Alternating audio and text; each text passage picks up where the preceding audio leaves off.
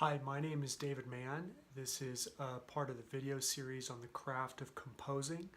Please check out our website and also check out the book at thecraftofcomposing.com. So today we are going to talk about chords and specifically what makes chords major or minor. So chords are made from scales. So the first thing we need to do is start with a basic C major scale. So now to build a chord, we are going to choose notes from the scale in the order 1, 3, 5. So I picked every other note from the scale. Now we can start on the next note in the scale and also follow that every other pattern, and we'll get these three notes. So notice I picked this one, and this one. Now start here.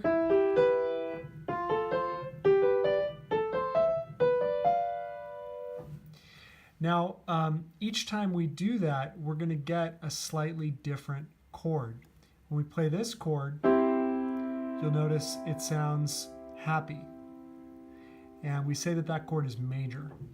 When we play this chord, it sounds sad. And we say that that chord is minor. Now, the notes in the chord are named the root, the third, and the fifth. Now, the note that's the third, for example, is not called the third because it's the third note in the chord. It's the third note in the scale that we used to make the chord. 1, 2, 3. So similarly, this is called the fifth. It's not the fifth note in the chord, but it's the fifth note in the scale that we used to make the chord. 1, 2, 3, 4, 5. So we have root, third, and fifth. So in order to know if the chord is major or minor, we want to look at the third, okay, so the middle note of the chord. Now, if it is a major third, the chord will be major, and if it's a minor third, the chord will be minor. So now we need to try to understand what is a major third and what is a minor third. So that brings us to the topic of intervals.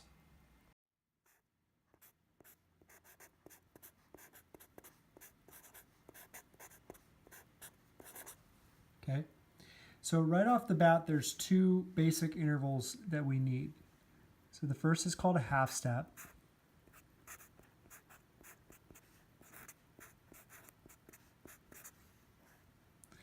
And the next is called a whole step.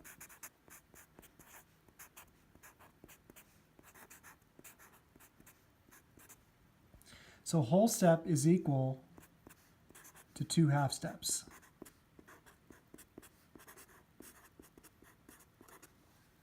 Okay. So a half step is the smallest interval. That means that you're going from one note to the closest possible neighbor.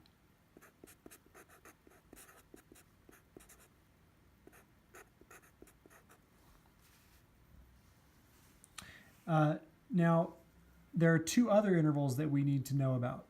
And those intervals are the minor third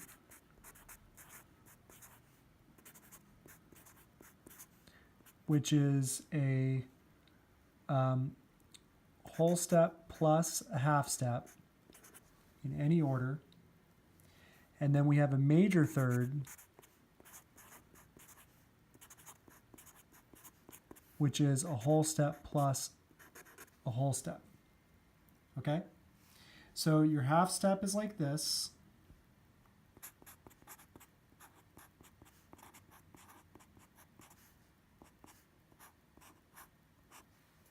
Okay, your whole step is 2 of those.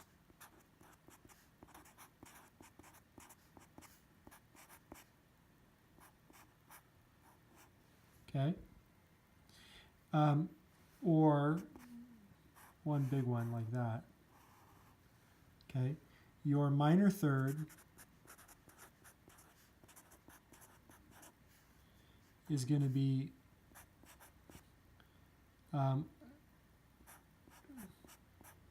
actually equal to 3 half steps, or it can be a whole step plus a half step. Okay, and your major third is going to be equal to, it's actually equal to 4 half steps. You don't usually need to worry about that. Or it can be 2 whole steps. Okay? So our major scale is made up of an uneven pattern of whole steps and half steps. It goes from here to here, it's a whole step, half step, and then whole step, whole step, whole step, half step. So whole, half, whole, half. So the half steps are here between 3 and 4 and 7 and 8. Now, going back to the chords, we had this chord, and I said that we needed to look at the third in order to know if the chord was major or minor. So from here to here, the distance is whole step, whole step. Well, according to our chart, whole step is a major third, and that means the chord is going to be major. Now, the next one is going to be this one, D minor. But now can we look at the keys and actually determine whether it's minor, not just by listening? So from here to here is a whole step. From here to here is a half step. Okay, so a whole step plus a half step, that equals a minor third. Why? Because it's smaller than a major third. And again, the third determines what type of chord it's going to be. Minor third equals minor chord. So let's do one more. This one I want you guys to do by yourself. So this is going to be an E chord. Okay, now I'm not playing it because I don't want you to listen to the sound. But E to F is a half step. F to G is a whole step. So that's a half step plus a whole step from here to here. So I want you to ask yourself, what type of chord is that? Okay, we've got a half step plus a whole step.